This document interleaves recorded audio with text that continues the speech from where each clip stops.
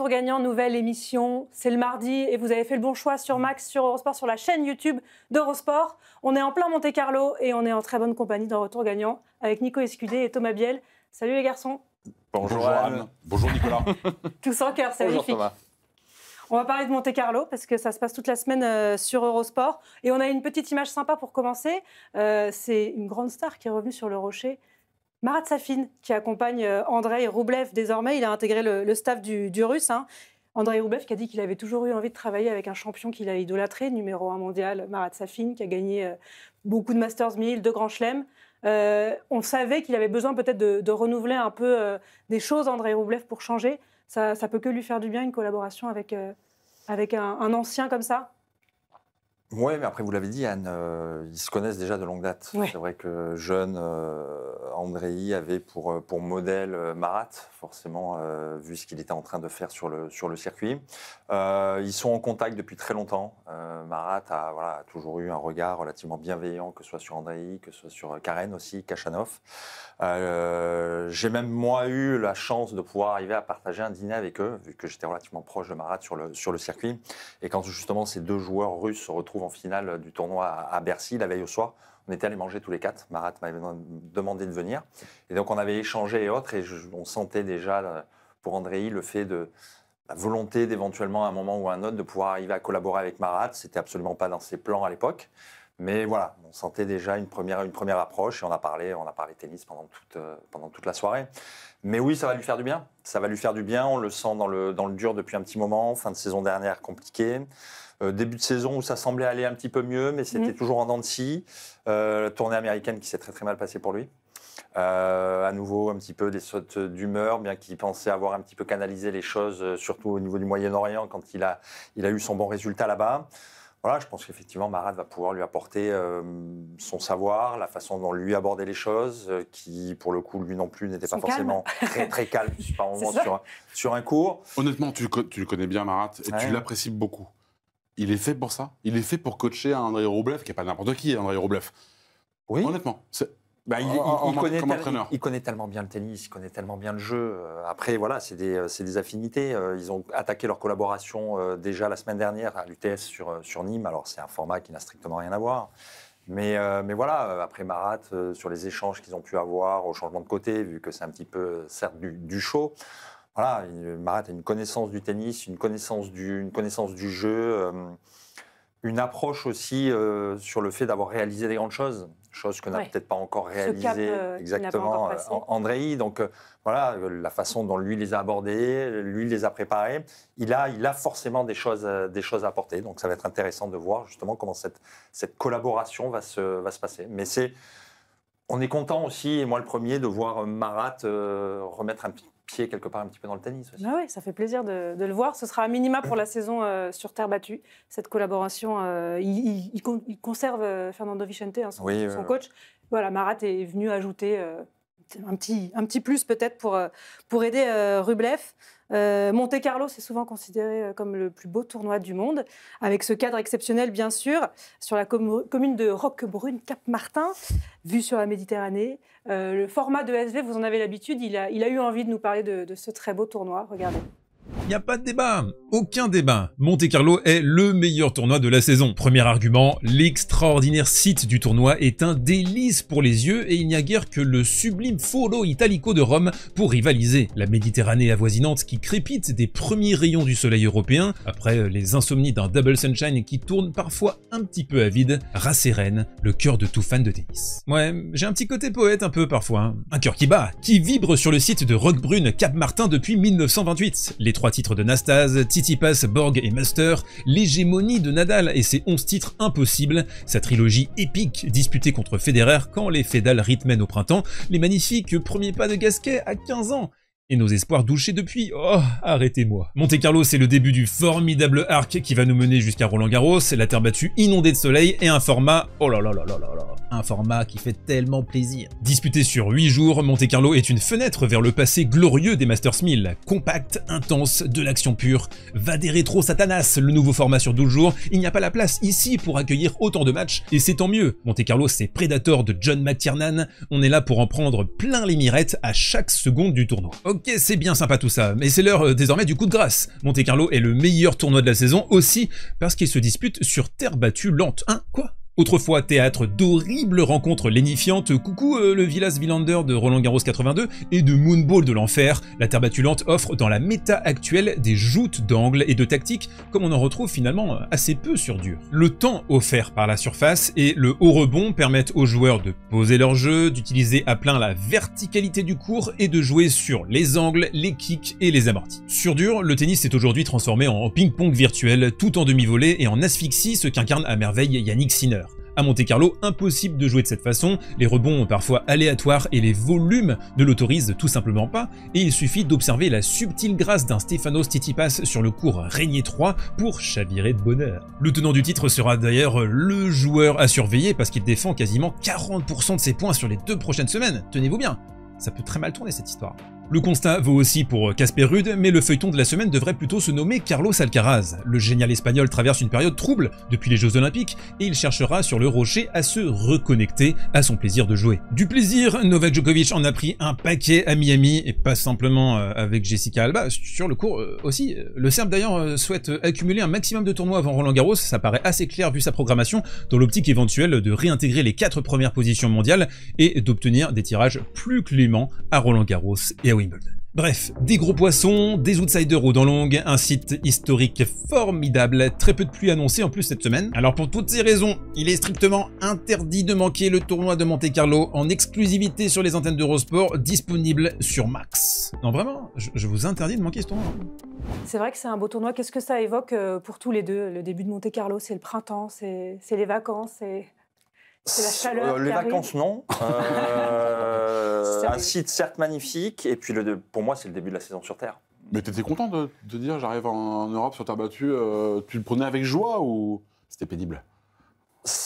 Alors, je me suis braqué, moi, pendant un moment, au niveau de ma carrière, sur justement la terre battue. Daniel Medvedev. Justement, quand il parlait de Nicolas Escudero. Quand justement cette saison arrivait, pendant bon nombre d'années, j'étais là, voilà, un petit peu sur les dents. T'avais l'impression d'avoir un premier bloc et qu'après, t'étais en parenthèse. Ouais, enfin on parenthèse un petit peu, parce que la saison sur Terre est importante, d'autant plus pour les Français, vu qu'elle se termine en apothéose avec Roland Garros. Donc il faut quand même arriver à bien la préparer, essayer de jouer un maximum de matchs, essayer d'avoir des victoires, pour pouvoir arriver à Roland quelque part dans les meilleures conditions possibles. Mais j'avais tendance, moi, à l'aborder pour me préparer, me lancer derrière pour le gazon. Après, Monte Carlo, pour moi, c'est vraiment le lancement, le début de la saison sur terre battue. On revient en Europe. Donc c'est sympa, on est dans un cadre là-bas, voilà, on va pas se plaindre. C'est magique, il y a les tifosi, c'est ce qui marque, hein. On parle beaucoup des supporters italiens, ouais. La frontière est juste à côté, et on s'en souvient avec Fabio Fognini, on l'a vu cette semaine déjà avec Matteo Berrettini, avec Lorenzo Musetti, il y a toujours une petite saveur spéciale sympa. C'est un tournoi à part et justement on a la chance de pouvoir en parler avec son directeur David Massé qui nous fait le plaisir d'être avec nous aujourd'hui. Bonjour David, merci d'être avec nous. Ça se passe bien pour l'instant ce tournoi de Monte Carlo, il n'y a pas eu de forfait important, Novak Djokovic est présent, ça fait le bonheur d'un directeur de tournoi? Ah oui, c'est un bonheur. On a tout pour un beau tournoi cette année. Alors, il y a toujours beaucoup d'enjeux autour d'un tournoi de cette importance, évidemment. Il y a l'enjeu des wildcards. Souvent, on en parle. Cette année, vous avez plutôt choisi de donner ces invitations à des anciens. Stan Wawrinka, Fabio Fognini, Richard Gasquet et à un monégasque, Valentin Vachereau.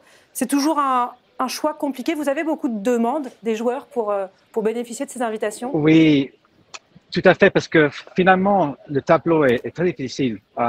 Et il y a 45 joueurs qui rentrent dans le tableau en direct. Et donc, ça veut dire que tout le monde qui est classé plus haut, c'est difficile. Donc, cette année, on a eu 3 joueurs parmi le top 45 qui n'ont pas rentré dans notre tournoi. Donc, il y avait un cut de 48. Ça veut dire que c'est très difficile à jouer. Et donc, on a plein de demandes de wildcard. Pas évident. Donc, c'est une discussion que dure quelques jours pour décider. Mais Richard Gasquet, c'était un cas où il a commencé ici avec le premier wildcard. Il avait 15 ans. Après, il avait gagné contre Federer. Et c'est un grand joueur français qu'on sait il va prendre sa retraite à Roland-Garros. Et il voulait jouer ici. Et donc, on est ravis qu'il a joué un match, le premier tour le dimanche, qui a fait un peu de rêver le forme qu'il y avait avant. Et qu'on souhaite qu'il continue sa grande forme et qu'on verra bien demain, en fait, il va jouer le deuxième tour. Fabio Fognini, c'est le vainqueur de 2019 et Wawrinka de 2017. Donc, on avait deux anciens vainqueurs qui voulaient à tout prix revenir sur le tournoi. Et le joueur monégasque, qui est le numéro 1 sur le territoire, il a gagné son premier match ici. C'est la première fois depuis 2009 qu'un joueur monégasque a gagné son premier tour ici. Donc, on est ravis avec le progrès qu'il a fait. Oui, justement, Valentin Vachereau, il a fait honneur à cette invitation en remportant son premier match.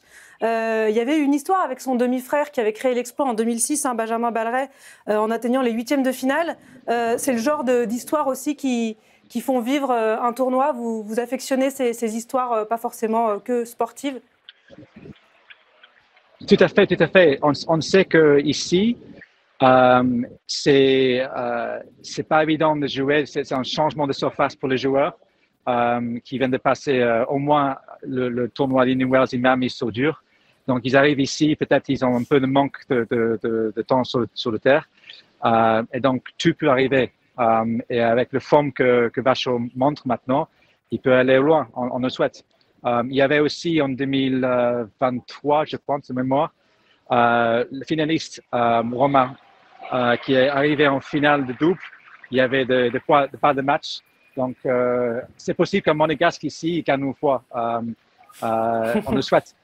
Et à la fois, c'est un tournoi qui envoie souvent le vainqueur qui gagne ici, il gagne à Roland-Garros.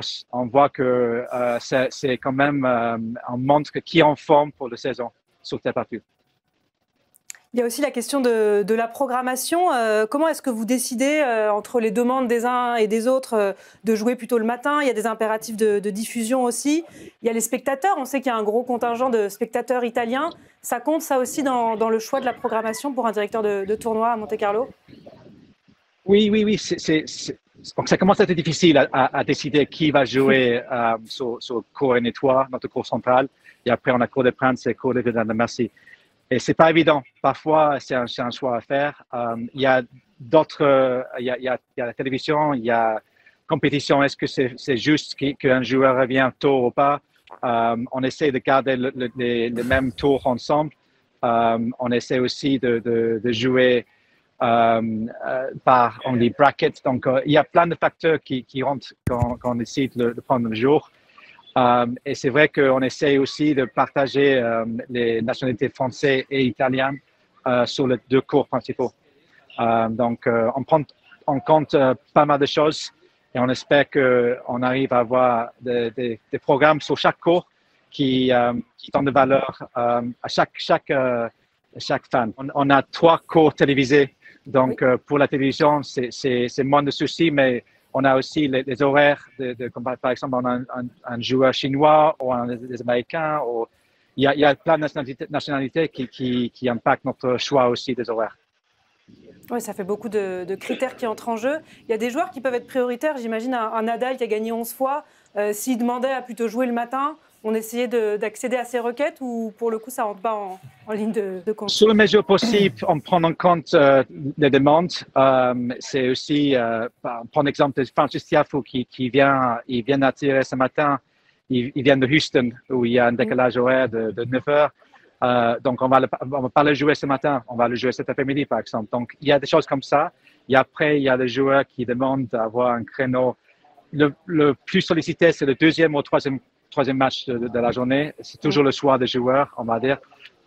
Nous, on essaie de trouver l'équilibre. Encore une fois, on travaille avec l'ATP aussi pour que ce soit une compétition qui est le plus égale pour tout le monde. Alors, vous êtes encore avec Bercy, l'ancien Bercy. Le dernier Masters 1000 a encore programmé sur 8 jours par rapport au format des autres Masters 1000 qui sont passés sur 12 jours. Ça va encore durer, ça peut encore durer, ce format sur 8 jours pour Monte-Carlo? Oui, je pense que nous, on aime beaucoup l'identité, donc c'est très, très intense. Si on voit les matchs, une fois qu'on passe le deuxième tour, chaque jour les joueurs vont jouer. Donc le troisième tour, les quarts finales, demi-finales et finales, c'est très intense. Mais non, on aime beaucoup le format. Je crois que pour les fans, ils adorent de voir tous les matchs qui suivent. L'avantage de ce format. Au lieu que ce soit sur 2 jours, il y a toujours un jour de récupération pour les joueurs. Donc, il y a avantages et désavantages sur les deux formats, mais nous, on est ravis avec le format qu'on a maintenant. Donc, on a un tableau final sur 8 jours. Il y a notre avantage pour nous, on estime, c'est que chaque tour, c'est déjà très compétitif. On a des joueurs qui sont dans le premier tour. C'est comme le deuxième ou troisième tour d'un Grand Slam. Donc, c'est très compétitif déjà pour jouer, mais une fois sur le court, c'est très compétitif aussi. Donc, j'espère que le résultat de ça, c'est qu'on donne de très bons matchs aux téléspectateurs. Et les joueurs aussi, vous avez un retour de leur part. Est-ce qu'eux, ils préfèrent ce format plus court, plus dense sur 8 jours?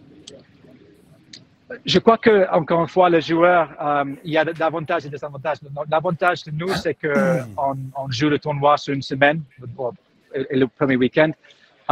Et ça, c'est intense pour eux, mais à la fois, ils ont après la semaine de récupération après. Mais l'avantage d'un format comme Indian Wells et Miami ou Madrid et Rome après nous, ça veut dire qu'ils ont aussi des journées où ils peuvent s'entraîner, il y a plus de temps.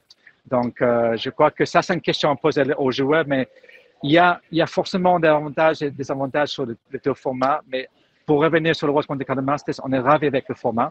On trouve que c'est, encore une fois, c'est très intense et je crois que c'est un site que tout le monde le suit, le résultat pendant le tournoi. Et les joueurs, encore une fois, je crois que c'est un format qui marche bien. Oui, ça je vous confirme, c'est vrai que ça donne des très belles affiches dès les premiers tours. On voit que les Masters 1000 comme Indian Wells et Miami ont dû s'agrandir aussi pour passer sur ces formats à 12 jours. Quelles sont, vous, vos parades pour suivre ces modernisations, ces changements? Est-ce qu'il y a des nouveautés, par exemple, à Monte-Carlo cette année pour suivre un peu ces changements un petit peu obligatoires pour rester prestigieux aux yeux Oui, tout à fait. On voit que les joueurs, ils voyagent de plus en plus avec un grand entourage. Et donc, la demande des badges, c'est quand même très, très fort de chaque joueur. Et donc, on avait un vrai manque d'espace pour les joueurs. Maintenant, on a agrandi l'espace par 35%. Pas seulement l'espace de joueurs, mais on va dire le site entier. Donc, on a privatisé un endroit à côté de notre site et maintenant, on a intégré. Et c'est une zone, c'est le Player Village. C'est vraiment une zone où on peut dire que c'est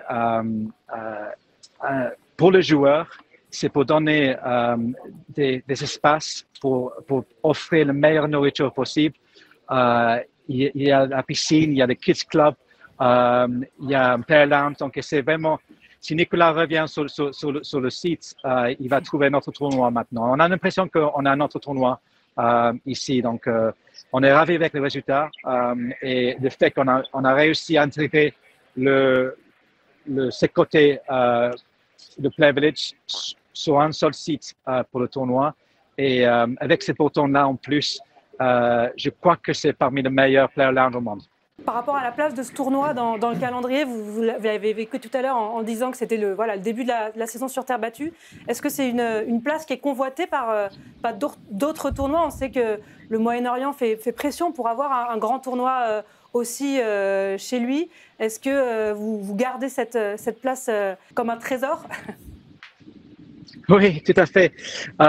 On sait que les semaines entre Australie et Roland Garros sont limitées.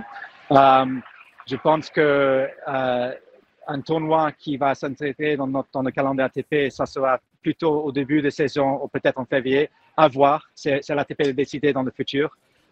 Nous, je pense qu'on restera sur la saison de terre battue. On aura Miami certainement et après la saison qui suit avec les 3 Masters 1000. Et c'est important qu'on maintienne ça. Donc pour l'instant, je ne crois pas de voir notre tournoi en dur pendant cette période entre Miami et Roland Garros. Mais c'est à décider par l'ATP dans le futur. Dernière question sur Rafael Nadal, puisque ça a été évidemment un grand nom de ce tournoi. Il l'a gagné 11 fois. On sait qu'il va y avoir un hommage prévu à Roland Garros. Pour vous, c'est prévu cette année ou plus tard? Pas pour cette année. Donc, on a parlé avec son équipe et c'est prévu pour 2026. Donc, on espère bien qu'il va passer nous voir et on peut, parce qu'on n'a pas vu, malheureusement, il était blessé. Donc, la dernière fois qu'il a joué, c'était pas prévu qu'il devait pas prendre sa retraite tout de suite. Donc, on devrait faire quelque chose pour lui. On sait que Roland Garros va faire quelque chose le premier dimanche et je suis sûr que ça va être un moment très spécial pour lui. Mais ici à Monaco, c'est un joueur qui compte beaucoup pour le tournoi et pour nos fans. Après avoir gagné le tournoi 11 fois ou 12 si on compte le double aussi. Donc, on espère bien qu'il revient en 2026 et qu'on a l'opportunité de juste célébrer son histoire ici qui est tellement impressionnant. Et donc, voilà, 2026, on espère bien qu'il vient nous voir. Il y a une statue à Roland Garros. Vous avez des idées de choses spéciales pour lui à Monte-Carlo? Le nom d'un cours peut-être? Pas encore. Non, maintenant, on a renommé notre deuxième cours maintenant, c'est Evelyn de Massy. Oui. Ça, c'est l'ancienne présidente de tournoi. Là, on n'a pas un cours qui corresponde à notre cours central, c'est cours René III après le prince Régnier, après le décès du prince Régnier il y a 20 ans. Donc, on ne peut pas donner un cours qui justifie le nom de Rafael Nadal. Donc, pour l'instant, ce n'est pas ça l'idée. On va discuter avec lui, avec son équipe, si on trouve quelque chose qui soit adapté pour lui. Très bien, merci beaucoup David d'avoir répondu à nos questions, c'était passionnant. On vous souhaite le plus beau tournoi possible, ce sera à suivre sur Eurosport. Merci en tout cas pour votre temps. C'est un grand plaisir, merci beaucoup. Alors tout le monde est là dans ce tournoi de Monte-Carlo, il n'y a pas de forfait d'importance. Novak Djokovic, on a pu douter de sa participation. C'est un tournoi qui a toujours eu une place à part, aussi parce que les meilleurs, hormis Nadal, n'étaient pas toujours au rendez-vous. On a souvent des surprises. Il y a beaucoup d'enjeux pour les favoris. Et là, il y en a beaucoup qui ont des choses à prouver, comme Carlos Alcaraz, par exemple, qui n'a pas encore vraiment lancé sa saison, qu'on attend beaucoup sur Terre. C'est le vainqueur de Roland Garros en titre. David a évoqué le fait que, justement, souvent, celui qui gagnait Monte-Carlo gagnait Roland Garros. Bon, il n'y en a qu'un, c'était Rafael Nadal. Mais c'est vrai qu'il l'a souvent fait. Il y a beaucoup d'enjeux quand même pour ce premier gros tournoi sur Terre, pour les favoris, les meilleurs du monde. Oui et non. Oui et non, parce que certes, c'est un Master 1000, donc c'est pas n'importe quoi comme tournoi et n'importe lequel. Il lance, et on l'a dit, la saison sur terre battue. On a pu voir par le passé que effectivement les meilleurs ne venaient pas forcément, d'autant plus les Américains. À l'époque, j'ai le souvenir, moi, des Sampras, Agassi, voire même les Andy Roddick, qui faisaient l'impasse après la tournée américaine d'Indian Wells Miami, qui retardait un petit peu l'arrivée en Europe. Étant le premier tournoi sur terre battue aussi, tout le monde n'a pas encore justement pris ses repères, pris la mesure de ce que demande justement une adaptation sur terre battue. On a pu voir par moments des surprises sur ce tournoi. Des scores aussi un petit peu bizarres par moment, avec des bulles, quand je dis des bulles, des 6-0. Donc tout le monde marche un petit peu sur des œufs, essaye de faire au mieux. Tout le monde n'est pas encore prêt à 100% par rapport à justement le jeu sur terre battue. Mais tu vas au-delà, Nico, est-ce que c'est une erreur de vouloir faire déjà des bilans? Je prends un exemple.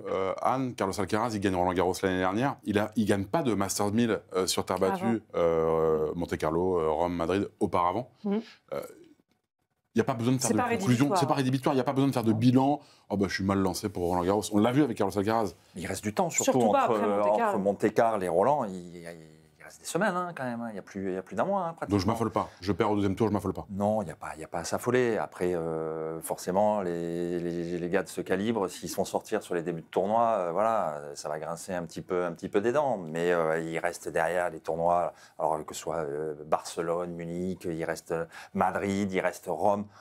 Il y a du temps. Il y aura Hambourg qu'on a placé en mai après Rome. Aussi. Donc il reste pas mal de tournois pour pouvoir arriver à peaufiner un petit peu les choses et arriver justement sur Roland Garros le mieux préparé possible par rapport à la terre battue. Mais le fait de briller à Monte-Carlo ou pas n'a pas pour moi vraiment de valeur ou d'importance par rapport à ce qui va suivre, du moins surtout pour Roland Garros. Et il y a un joueur qu'on attend en particulier, Djokovic, qui court toujours après ce centième. Il n'a jamais trop performé à Monte-Carlo, il l'a gagné 2 fois quand même, mais ce n'est pas son tournoi. Est-ce qu'il y en a un qui vous... Il y en a plusieurs.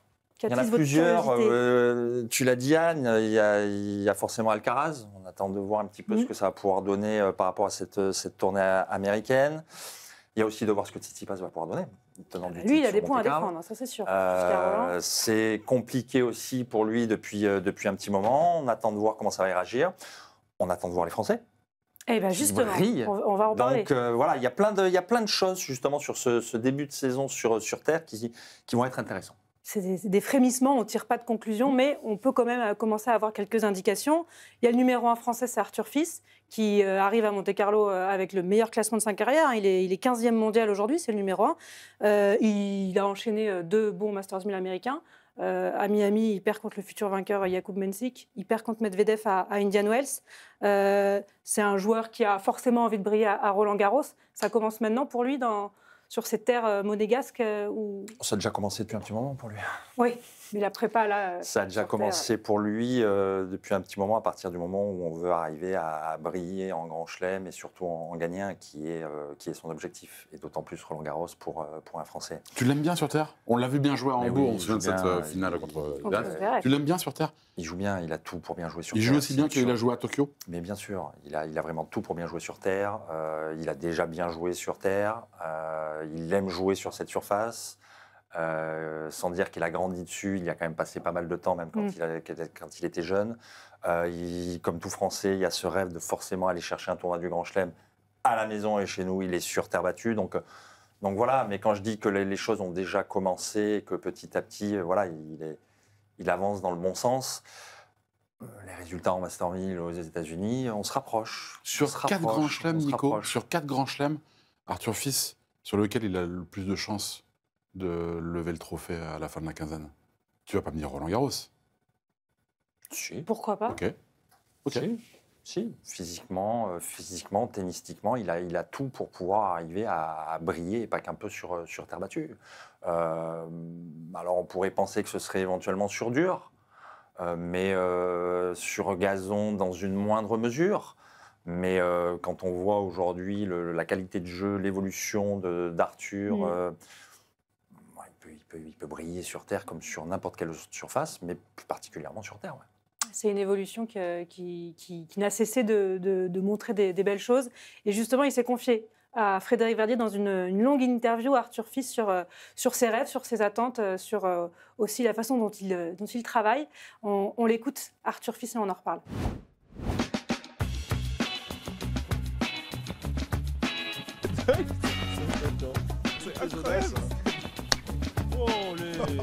Action. Bon, d'abord, on va surtout parler basket. On va parler foot. Hein, mon cher Arthur, tu t'en doutes. Alexandrin, allez, évidemment. Allez, on y va. Ah ouais. Mercredi 21h, PSG Aston Villa. Ouais. Hein, tu seras très vraisemblablement ici. Je serai en train de regarder. Donc, on est d'accord. Ouais. C'est très important le foot. Bien sûr. Et Paris, c'est encore ton club. Plus Paris. Tiens, je pensais à ça parce que je crois que c'était pendant Indian Wells qu'il y avait le fameux Liverpool-PSG. Ouais. La séance de tir au but, tu l'as loupé ou tu l'as J'ai loupé à cause de mon coach. Il voulait pas que je regarde, c'était avant que j'aille sur le terrain contre c'est ça? Exactement, contre Marcos Giron, et j'étais dans les vestiaires, on regardait, et il a senti que je commençais à me tendre un peu, et il m'a dit non, t'arrêtes de regarder, et du coup j'étais puni. Il y a un truc qui me frappe moi avec les jeunes sportifs français, dont tu fais partie largement, c'est que ce soit Wemby, que ce soit Antoine Dupont, que ce soit Léon Marchand, on peut citer Désiré Doué pour rester parisien, et toi, à tout niveau, mais c'est une espèce de sensation d'absence de complexe. comme si vous aviez une difficulté à être vraiment impressionné. Vous y allez, vous y allez à fond. Est-ce que je suis dans le vrai là-dessus? Par rapport à moi, oui. Ouais. Par rapport aux autres aussi, je pense. Après, je les connais pas personnellement, mais c'est sûr que quand tu vois Wemby qui est déjà en NBA et qui a fait, bon, il est blessé maintenant, si j'ai bien tout suivi, mais il a fait un début de saison de dingue. Quand tu vois Désiré Doué qui joue très très bien. Ouais, Léo Marchand, je sais pas combien de médailles d'or, 4 je crois. C'est sûr que personne n'a peur d'y aller. Si on y va sans la peur, c'est là où on est le meilleur. Alors, début de carrière, tu progresses de manière très régulière. Il y a tas de trucs que tu comprends sur ton métier au fil du temps. Dernier truc que tu as compris justement sur ton métier là? Que les premiers tours sont les matchs les plus importants. Voilà. Parce que quand on passe à côté du premier tour, on n'a pas de chance de bien rentrer dans le tournoi, c'est impossible. Et moi, ça a toujours été un peu mon cas. C'est soit je joue très très bien, ou soit au premier tour, je perds, et puis du coup, j'ai pas grand chose à jouer lors de toute la semaine, je m'ennuie un peu. Ton fonctionnement avec Ivan Sinkus, Ouais. je crois que c'est vraiment toi qui es vraiment à l'initiative de ce rapprochement-là. Raconte-nous comment ça s'est fait et comment vous fonctionnez tous les deux. Ouais, en fait, je l'ai vu beaucoup de fois sur le circuit. Je me suis toujours bien entendu avec lui, mais c'était pas mon coach, mais je me suis toujours bien entendu avec lui. Et puis, il coachait Miomir. Kekmanovic, voilà, quand j'étais pas là. Et puis, je sais pas, je me suis toujours bien entendu. Et puis, je lui ai demandé s'il pouvait faire quelques semaines avec moi en plus. Et lui, il était d'accord, il était prêt. Il a dit que c'était un bon défi. Et puis maintenant, on s'entraîne ensemble. Il m'entraîne et ça se passe vraiment bien. Voilà, j'ai toujours dit, il était droit. Et quand il a des choses à me dire, il me le dit. Parfois, c'est mauvais, parfois, c'est très bien. Mais c'est un bon fonctionnement. Ouais. On sait aussi ton envie et en général ta capacité à être performant et à mettre ton meilleur tennis face aux meilleurs. Ouais. C'est lié à quoi, ça, le fait de se confronter toujours aux meilleurs et d'être plutôt très performant, de se transcender? Ça a toujours été un rêve depuis petit. J'ai toujours dit jouer sur les plus grands terrains contre les meilleurs joueurs au monde. Et quand je me retrouve à ce moment-là, je vais sur le terrain et je rentre pour gagner et pas pour faire figuration. Après, je peux perdre, bien sûr, mais au moins je rentre pour donner le meilleur de moi-même et pour essayer de battre ces meilleurs joueurs. Le plus beau compliment qu'on t'ait fait sur le plan tennis? On me dit souvent que je frappe très très fort. Donc on me dit jamais que j'ai un très beau toucher, mais on dit que je frappe fort et ça je le garde. Et la critique qui t'a fait au final, en fin de compte, le plus de bien? Sur le plan tennis? Ouais. Que j'étais trop impatient. Il fallait que j'apprenne à construire mes points. En gros, j'étais avec mon ancien coach GG Potier. Il m'a toujours dit tu comprends rien au tennis. Il avait raison ou pas? Il avait complètement raison. Et grâce à lui, j'ai commencé un peu à comprendre de plus en plus. Mais ouais, cette critique-là, il me l'a souvent dit. Ton plus vieux ou ton plus grand rêve d'enfant, c'est quoi ou c'était quoi? Il a peut-être pas changé. Non, j'ai pas changé. C'était toujours été de gagner un grand chelem, d'être numéro 1 mondial. Après, ça n'a pas changé. On va voir si j'y arrive. Mais c'était mon rêve. Et ça l'est toujours. Ta plus grande joie sur un terrain de tennis à ce jour? À ce jour, je pense que c'est quand j'ai battu Hugo en finale à Tokyo. Ouais, avec la balle de match sauvée. Avec la balle de match sauvée. Voilà, parce que je pense que là, j'ai fait vraiment une très très belle semaine. Donc j'étais content. Ouais, c'est vrai que le pédigré des gars que tu bats, c'était des on peut bons dire que t'as un bon tableau au départ. Ouais, non, c'était pas facile. Merci, jeune Arthur Fils. Super, merci Tout le meilleur beaucoup. pour la suite. Merci, c'était cool. Merci, c'était cool. Très sympa, très fraîche cette interview de Arthur Fils avec Frédéric Verdier. On a aperçu Gaël Monfils qui est venu lui faire un petit check. Gaël Monfils aussi, il a attendu sur terre battue. Ça a très bien démarré ce Monte-Carlo pour lui avec une belle victoire face à Marochan. Il rajeunit cette saison le Français. Moi, je ne sais pas s'il rajeunit. Enfin, du moins dans ce qu'il peut exprimer. Il n'avait pas l'impression trop de rajeunir, mais en tout cas, les résultats sont là. Le plaisir sur le terrain est là concernant Gaël. Vous n'avez pas de surprise s'il fait Monte-Carlo 2027, Gaël? Honnêtement. Non, je ne serais pas surpris. Encore jeune. Il y a 2026 d'abord. Ouais, il loin. Non, pas surpris. Après, effectivement, cette génération-là, au niveau français, que ce soit les Joe, que ce soit Gilles, Simon, Richard qui va arrêter à Roland, voilà. C'est le dernier. Gaël n'a pour l'instant strictement rien annoncé, si ce n'est qu'il prend un plaisir fou sur le terrain. C'est ça le baromètre. Et ça se passe bien. Donc, Tu penses qu'ils demandent à Joe, à Gilles, et qu'eux-mêmes disent non, t'arrêtes pas, parce qu'après c'est quand même compliqué. T'arrêtes pas. Si tu peux le plus possible. Je sais pas. Non. Je ne sais pas si bon, ils doivent peut-être en discuter un petit peu, mais bon, que soit Joe et Gilles, tout comme Richard, avaient forcément des raisons certes différentes les uns et les autres sur le fait d'arrêter. Gaël aura les siennes quand il sentira le moment venu. Il a souvent eu un mythe qui lui a collé à la peau, Gaël Monfils, c'est celui de peut-être pas un gros travailleur. Il a lui-même employé le mot de branleur. Il en a parlé à Fred Verdier aussi dans une interview, parce que c'est loin d'être la réalité. Fascinant le truc, c'est la déconstruction du mythe. Tu vois ? Non, parce qu'il faut le garder, tu vois. Comme pourquoi il faut le garder à tout prix ? Parce que c'est cool. Franchement, c'est un truc cool. C'est comme, tu sais, il y a un mythe, Usain Bolt, qui mange que des nuggets, tu sais, tu te rappelles, toi. Les gars, s'ils mangeaient que des nuggets, ce serait pas Usain Bolt quand même, s'il vous plaît. Mais il a ce mythe, tu le connais, tu vois. Tu le connais. Et forcément, tu vas dans la provocation. Tu vas prendre ton petit nugget, même si tu sais que... Parce qu'en fait, quand tu prends le nugget, c'est pas là maintenant, tu l'ingurgites, c'est pas maintenant, tu vois, c'est avant tout le taf que tu as fait, tu vois, c'est pas manger un nugget qui va faire que tu vois ce que je veux dire, et tout le monde le sait. Mais pas tout le monde le sait, pas tout le monde le comprend, tu vois. Et donc, si tu taffes pas, tu peux pas gagner. Enfin, tu peux pas gagner de match, tu peux rien faire, en fait, en vrai. Tu peux rien faire. Et c'est ça que je dis, ce serait trop beau. Combien de personnes ont un talent pour plein d'autres choses. Ce serait trop beau qu'avec un simple talent, il faut quand même travailler un tout petit peu. Tu vois. Oui, tu le vois bien sur le circuit, là, avec tous les jeunes qui arrivent depuis d'abord, c'est pas seulement cette année, mais tu le vois bien. Mais tout le monde travaille. Voilà, tout le monde bosse. Mais, et tu vois, du mec qui est 1000 à Yannick, qui est numéro 1 mondial, tout le monde travaille. Et je pense que le mec 1000, il travaille autant, voire plus que Yannick. Tu vois. Peut-être, ouais. Donc, non, mais c'est pour te dire, tu vois. Et c'est pas sûr qu'il y arrive, en vrai. Donc, toi, ce qui a fait la diff, c'est d'abord la passion, et puis c'est la dévotion, quoi. Moi, je vais te dire un truc qui a fait la différence. J'arrive pas à te le dire exactement, mais il y a quand même 3 choses. La passion, ouais. La détermination et la confiance en soi, tu vois. La confiance en soi. Et derrière, tu rajoutes du talent, du travail, de la remise en question et de la réussite. Il faut dire que j'ai eu beaucoup de réussite. C'est important de dire la réussite parce que tu rencontres des bonnes personnes au bon moment qui te tendent la main, qui t'aident pour X raisons, faire les bons choix des entraîneurs qui peuvent t'apporter au bon moment.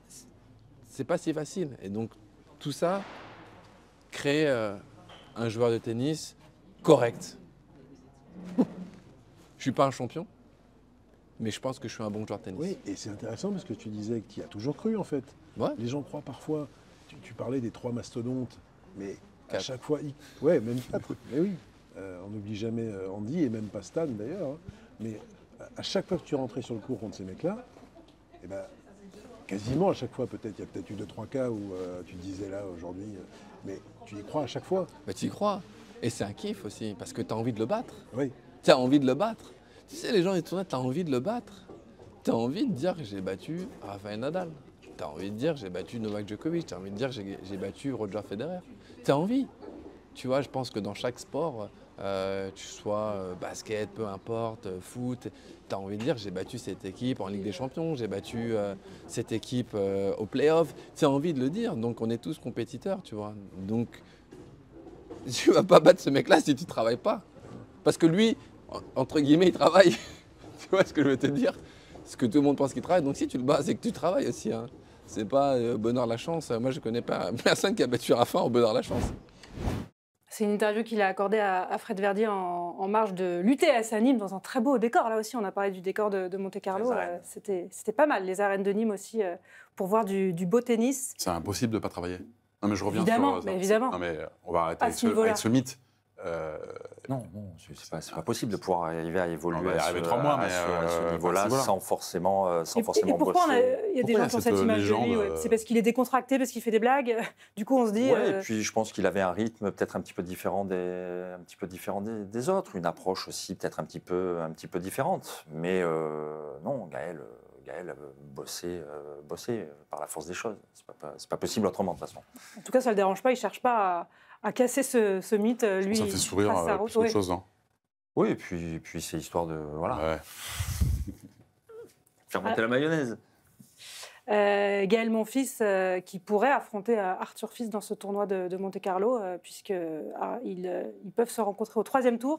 Il y a un petit Rublev-Monfils au prochain tour. C'est demain, ça? Demain. Ouais, bien. Demain sur Eurosport, sur Max. Tu penses qu'il doit lui apporter quelque chose à Arthur, Gaël? Ou c'est pas son rôle encore parce qu'il est encore actif, ils sont tous les deux, et Anne le dit très bien, ils vont peut-être se jouer au 3e tour. Tu penses que Arthur doit demander des choses à Gaël, là déjà maintenant? Ils échangent. Oui, ils échangent sur le circuit, ils parlent entre eux. Il y a une connivence aussi qui se crée avec forcément les Français, même avec Hugo. Et puis oui, Gaël a ce rôle aussi quelque part un petit peu paternel, c'est l'ancien qui peut arriver à amener des choses justement à la nouvelle garde, à la nouvelle génération qui est en train d'arriver et d'émerger au plus haut niveau. Donc oui, ça fait partie de son rôle.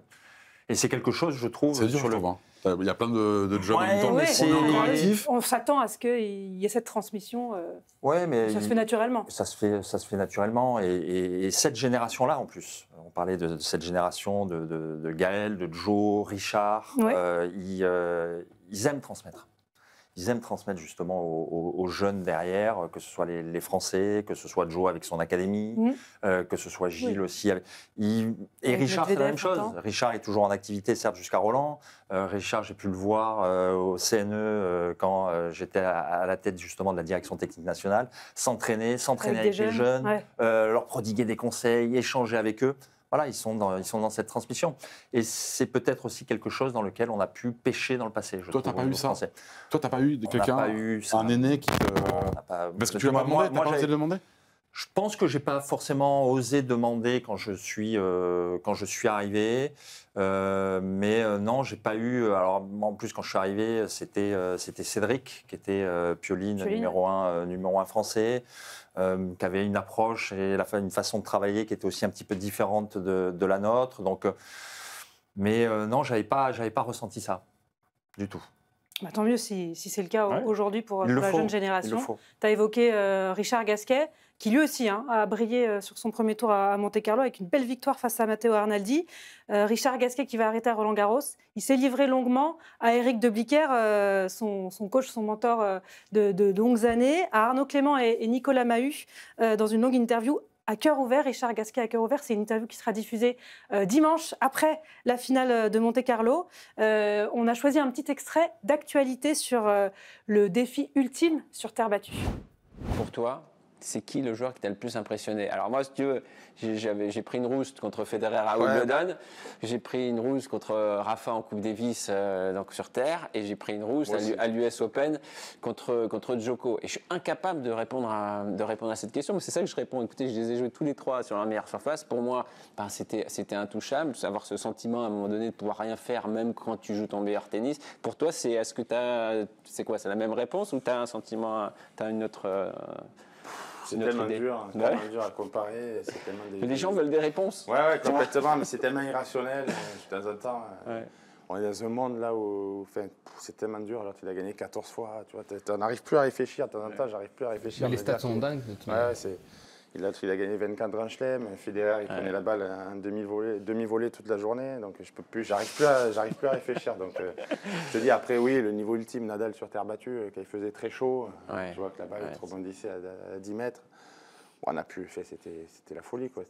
C'était une balle d'une puissance inouïe, quoi. Donc, je dirais lui, quoi. Je dirais vraiment Nadal sur terre à Roland-Garros qui avait fait chaud. D'ailleurs, il a perdu 2 fois, ou 3 fois peut-être.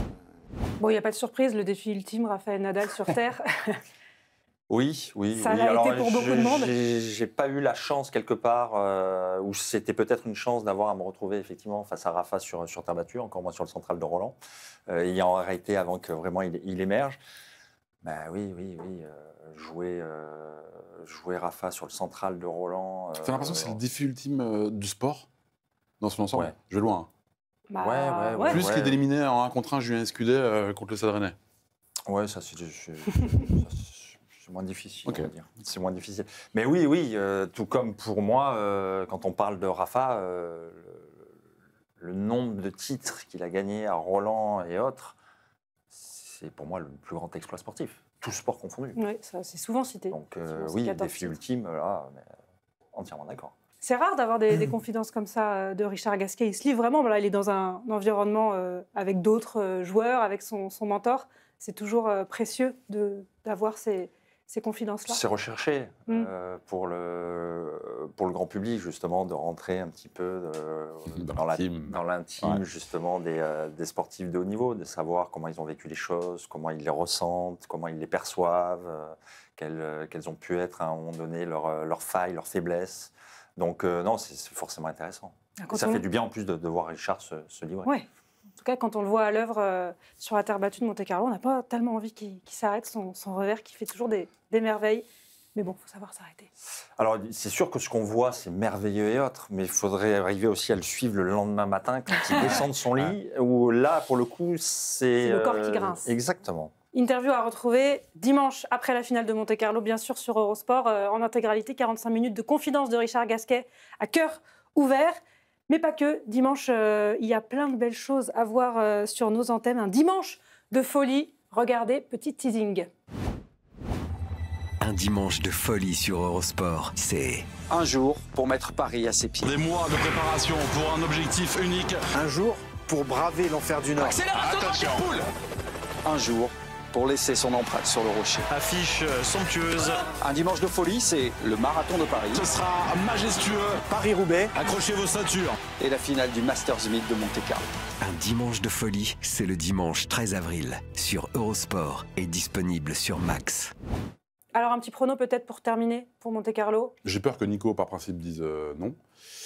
On a eu vainqueur inédit à Indian Wells, vainqueur inédit à Miami. C'est leur premier Masters 1000 et à Jack Draper et à Jakub Mensik.